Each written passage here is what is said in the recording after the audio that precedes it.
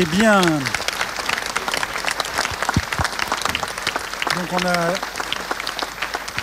on a à la fois dans ce film une certaine idée de la France, une certaine idée d'un couple fusionnel mère-enfant et de ce qu'il devient et de son évolution.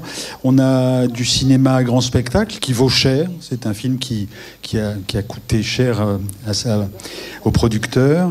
Et puis on a un réalisateur, Éric Barbier, qui centre dans la tourmente de la guerre, par exemple, réussit à conserver centrale cette relation fusionnelle entre Nina et son fils. Je vais vous demander d'accueillir les deux comédiens de ce film que je vous ai présenté tout à l'heure et son réalisateur pour un moment de discussion. Charlotte Gainsbourg, Pierre Ninet, Éric Barbier. Les voilà.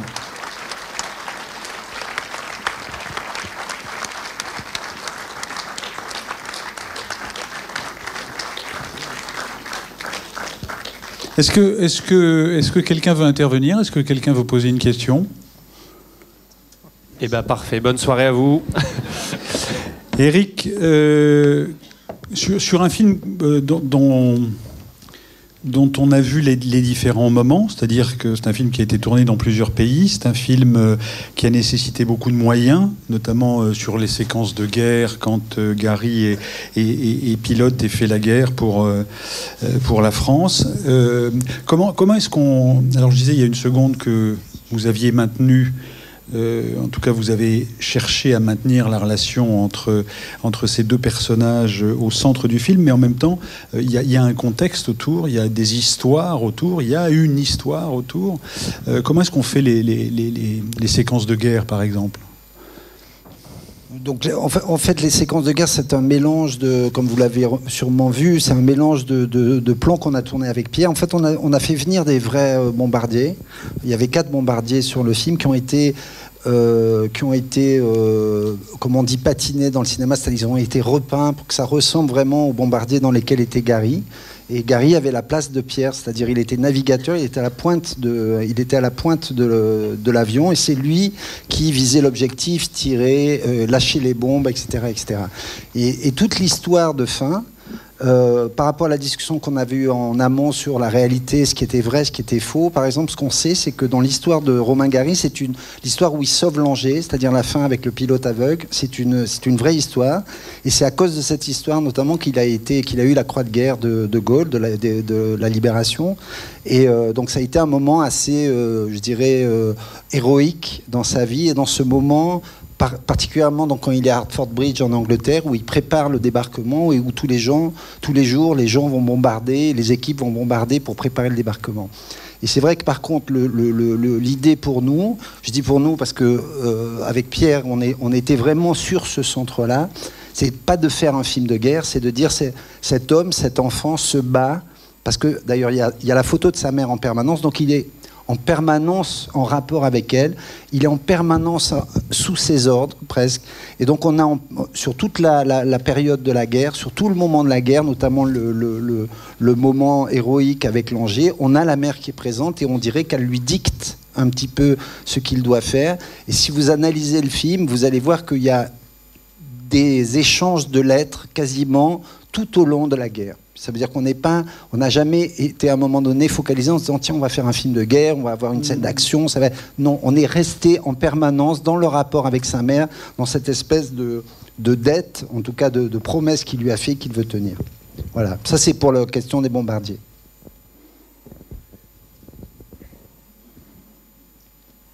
Quelqu'un veut-il intervenir? Question, remarque, commentaire? Vous allez devoir... Ouais. On vous apporte un micro. Voulez vous asseoir un peu sur les marches? Bon, très bien. Bon. C'était pour votre confort, moi. Hein. Bon, très bien. Bon, attendez, on réfléchit. On va rester debout, c'est notre dernière réponse.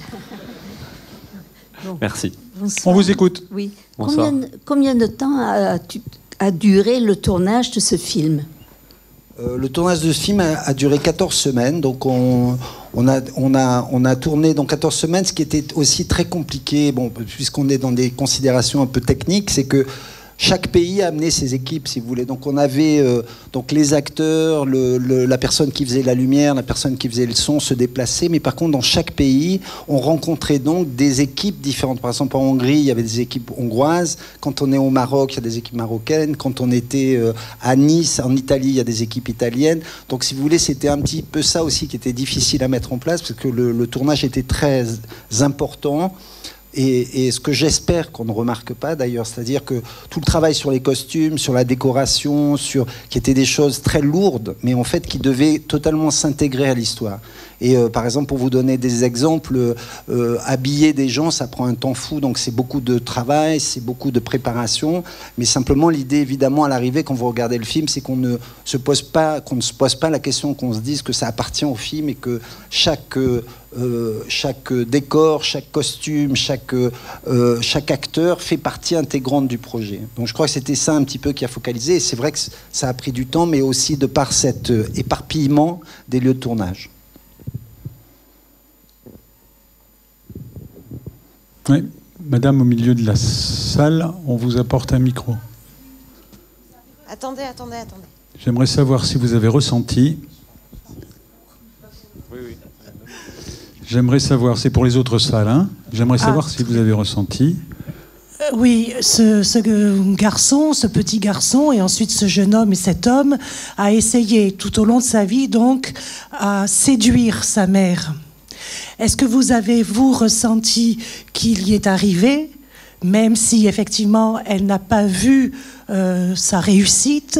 Est-ce que vous avez, vous, eu le sentiment qu'il est arrivé quand même à quelque chose de positif? Est-ce que son suicide prouve qu'il n'a jamais, finalement, eu le sentiment d'une réussite? Si vous voulez, le suicide de Gary, déjà les suicides c'est assez compliqué parce que les suicides, il n'y a pas une raison enfin il y a plusieurs raisons, mais ce qu'il ne faut pas oublier par exemple, c'est que Romain Gary, toute sa vie, dans les entretiens qu'on lui disait je ne vieillirai jamais. Parce que je déteste la vieillesse, je déteste l'idée de me voir âgé, et donc il disait je ne vieillirai jamais. Donc tout ça avec beaucoup de points de suspension, il a répété nombreuses fois. D'autre part, il a laissé une lettre quand même, il ne s'est pas suicidé de manière mystérieuse, il a laissé une lettre très claire où il disait déjà que son suicide n'avait rien à voir avec sa femme, Jean Seberg, qui s'était tuée un an avant, et d'autre part en disant aussi qu'il avait fait ce qu'il devait faire dans la vie et qu'il considérait que c'était le temps pour lui d'en finir.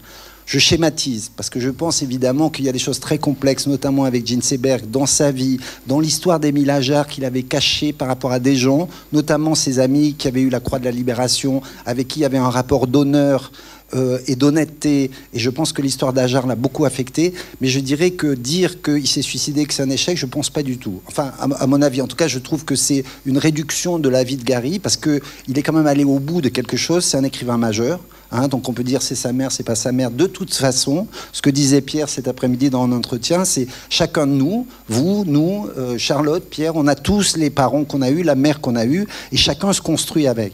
Et je pense que, en tout cas, la construction de Gary, il est arrivé à quelque chose qui est absolument fabuleux. Il a une vie absolument extraordinaire. Il a vécu 1000 choses. Et je pense qu'aussi, il était au bout peut-être d'un parcours. Et après, la décision de se tuer, je crois que c'est une chose sur laquelle on ne peut pas faire d'hypothèse. Voilà.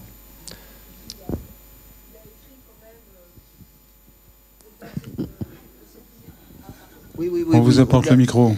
On vous apporte le micro. Au-delà de cette limite, votre ticket n'est plus valable, voilà. C'est sous Émile Ajar. Oui. Et voilà, donc il a quand même écrit ce livre, donc c'est son suicide. À quel livre faites-vous allusion? Au-delà de cette limite, votre ticket n'est plus valable. Oui, voilà. Pour que les autres salles puissent entendre. Hein, d'accord, voilà. Donc il estimait que son ticket n'était plus valable. Oui, en même temps, c'est un paradoxe, puisque en fait, il écrit ça sous le nom d'Ajar. Hein, non, pardon, il écrit ça sous le nom de Gary, et en même temps, il écrit sous le nom d'Ajar en même temps. Il écrit La vie devant soi, donc ça veut dire que c'est ça qui était extraordinaire. Quand je dis c'est quelqu'un qui était très complexe, parce que d'un côté il dit ma vie est finie, et d'un autre côté il devient l'écrivain à la mode, et il est incarné par son petit-neveu qui s'appelle Paul Pavlovitch, qui est un type d'une beauté incroyable, qui a 35 ans, tout Paris dit Pavlovitch est un génie, et c'est Gary. Et c'est le monsieur qui est en train d'écrire au-delà de cette limite, votre ticket n'est pas plus valable. Donc je dirais que le personnage est très complexe. Donc à un moment donné, on ne peut pas l'enfermer dans une case ou dans une autre. On ne peut pas mettre sa décision de mettre fin à ses jours sur un point particulier, ou en tout cas d'avoir une lecture, je dirais, trop simple de ça. Voilà, quand je dis simple, c'est pas pour vous, mais je dirais, on ne peut pas dire que c'est un échec. Hein, moi, je pense qu'il y a une énorme réussite dans la vie de Gary. Surtout qu'il dit, comme tu disais, dans cette lettre qu'il a laissée derrière lui, il dit cette phrase, la dernière phrase, je crois, derrière la lettre, qui dit « Oui, je me suis enfin exprimé pleinement ». Ce qui, pour moi, évoque qu'il y a quand même des choses, bon, évidemment, elle peut être prise avec beaucoup de sens. Et comme disait Eric, c'est un être très complexe et à tiroir et avec beaucoup de couches. Mais moi, je pense que, on en parlait cet après-midi aussi, je pense que ce que sa mère lui a demandé, ce qu'il a fait, vous disiez séduire, moi je pense que c'est plus vraiment de rendre sa mère fière, répondre aux rêves aussi fous, aussi démesurés qu'ils soient, répondre à ces rêves-là. Et d'une certaine manière, ça a fait ce qu'il est devenu et ce qu'il a laissé dans l'histoire avec un grand H et dans son histoire à lui aussi. Mais il laisse une trace indélébile et c'est en grande partie, quand on lit La promesse de l'aube, grâce à sa mère qui est l'origine aussi de ça. Sans compter que Gary disait « Ce livre est un livre pour toutes les mères ». Il disait pas c'est pas ma mère. Il disait ce livre est un hommage à toutes les mères. Donc il considère que les mères ont une importance, une puissance une puissance sur leur enfant qui est quelque chose qui les marquera à vie. Et je crois que c'est des choses qui sont très importantes. Freud l'a bien dit, hein. Et d'autre part, il y a un autre aspect. Moi, pour vous parler un petit peu du projet du film, ça veut dire qu'il y a dans la discussion pourquoi tout à l'heure on discutait pourquoi faire un film comme ça. Par exemple, il y a un moteur qui est très fort dans le film. C'est la vengeance. Et la vengeance, c'est un sujet qui est vraiment un sujet de cinéma. Et en fait, on a un enfant qui va venger sa mère. Et je pense toute l'histoire de l'enfance avec donc le petit gamin qui s'appelle Pavel dans la vie, c'est en fait on voit un garçon qui a 10 ans, qui est impuissant. Et en fait, on a tous vécu ça, enfant. C'est-à-dire de voir ses parents humiliés. Je ne dis pas à ce degré-là, mais on a tous vécu des moments où nos parents, pour une raison X ou Y, on les voyait en souffrance. Et je pense que le sujet du film, c'est un enfant qui va venger socialement sa mère. Et donc, en effet, on a un début, une mère qui souffre, une mère qui travaille, une mère qui est dans la difficulté, et un enfant qui est impuissant à résoudre ce problème, bien qu'ils veulent le faire en permanence.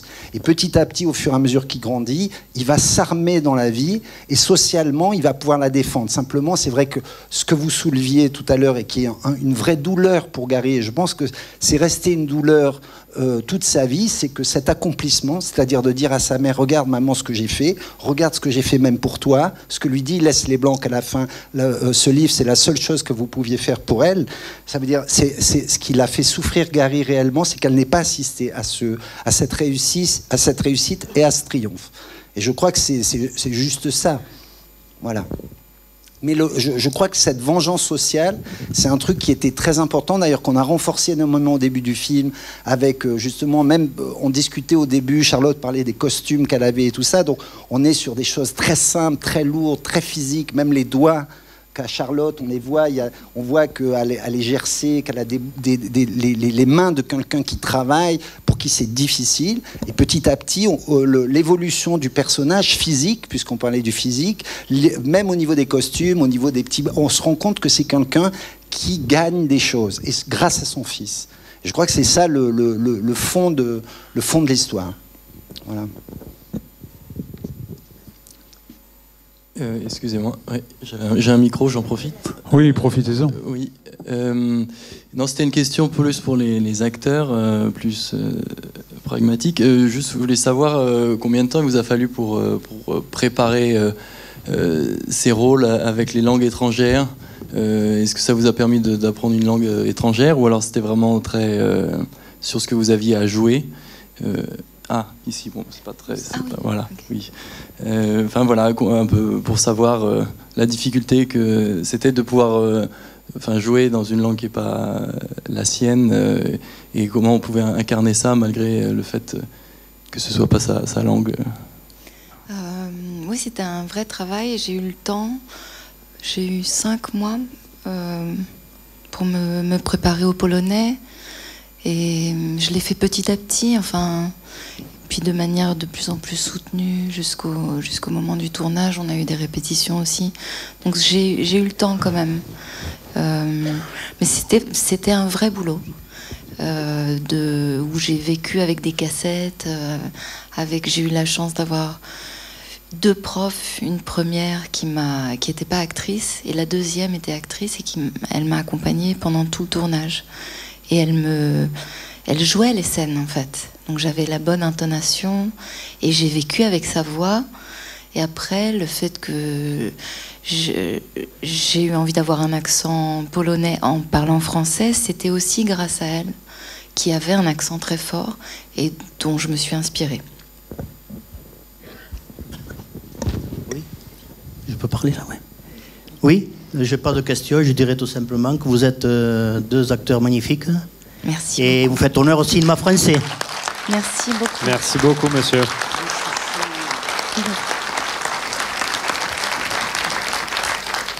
J'ai une question pour les 2 comédiens aussi, j'ai trouvé extraordinaire. Et j'aimerais savoir si, dans des rôles aussi forts, aussi puissants, on en sort indemne. Est-ce que c'est quelque chose qui vous fait avancer, qui vous guide quelque part, ou est-ce que vous tournez la page pour aller vers un autre film après et c'est tout? C'est une bonne question, ça dépend des films et aussi un peu de comment ils sont faits, l'ambiance qu'il peut y avoir sur un film. Puis bon, évidemment, comme vous le dites très justement, le rôle peut faire varier ça aussi, mais c'est vrai que moi, la première fois que ça m'avait fait ça, pas au théâtre mais au cinéma, c'était sur Yves Saint-Laurent, parce que j'avais fait beaucoup de préparation, aussi 4 ou 5 mois, à peu près le même temps que ce que Charlotte a fait là. Et c'est vrai que quand on passe beaucoup de temps en tête à tête avec un personnage, en plus moi j'aime bien travailler un peu en huis clos, plus je m'approche d'un tournage, le voir de moins en moins de monde, couper le portable, donc c'est vrai que ça crée une proximité avec le personnage qui est particulière, et parfois ça prend un peu de temps de s'en détacher. Moi je sais qu'après le film Yves Saint-Laurent, ça m'avait pris un petit peu de temps de me retrouver, de ratterrir, voilà. Mais voilà, ça dépend des films.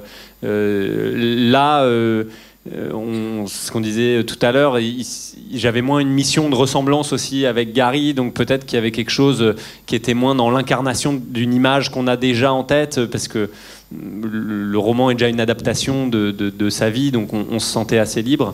Mais oui, c'est sûr que des rôles, quand on aime vraiment un rôle, je crois qu'il y a toujours un peu des traces. Après, chaque acteur évacue ça ou atterrit, je ne sais pas comment il faut dire, mais après un tournage, chacun a sa manière. Mais c'est vrai que quand le tournage s'arrête, il y a une petite secousse généralement derrière le tournage quand même qui se fait sentir. Et là, c'était un tournage très prenant sur pas mal de temps, bon, comme le disait Eric, sur beaucoup de décors, beaucoup de pays, beaucoup de situations, donc c'était assez intense, mais dans le bon sens du terme. On a pris beaucoup de plaisir à le faire. Et moi, j'ai appris beaucoup de choses, je crois, sur ce tournage. Beaucoup. Je me suis amusée d'abord, comme très rarement j'ai pu le faire. J'ai eu une complicité avec Eric qui était pas, qu'on peut pas analyser réellement, enfin, mais j'avais l'impression de l'amuser aussi, et donc voilà, c'était un plaisir de l'avoir comme spectateur et de sentir que je faisais bien mon boulot.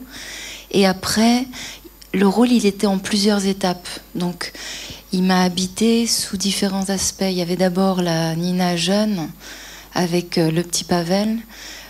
J'étais très attachée à lui, donc j'ai eu un petit pincement quand ce tournage-là s'est arrêté. Et ça commençait à Budapest, donc c'était une ville que je découvrais aussi. Tout était assez magique. Et après, quand Pierre est venu, c'était une autre aventure. J'avais un grand garçon face à moi, il fallait que je me l'apprivoise aussi. Donc non mais c'est vrai, j'ai vécu à chaque fois ce rôle de mère avec différentes étapes, mon vieillissement, où j'avais le vieillissement ultime, où toi tu as eu longtemps, mais moi j'ai eu que 2 jours avec 4 heures de prothèse, et donc c'était à chaque fois des étapes qui étaient tellement excitantes à vivre. Et donc, je peux pas dire qu'elle m'a pas manqué après, mais elle m'a tellement marqué, le rôle m'a tellement marqué, que je crois que c'est très rare d'avoir un rôle de cette dimension. Toi, t'as eu combien de temps ? Centre-salle, oui. Ce sera l'avant-dernière ou la dernière question. Oui, bonsoir. Justement, je voulais enchaîner sur ces belles paroles parce que la métamorphose du personnage, c'était génial, quoi. C'est un sacré boulot, je pense, pour le maquillage et toutes ces prothèses appliquées. Franchement, deux beaux personnages. Merci beaucoup pour cette soirée. Merci à vous.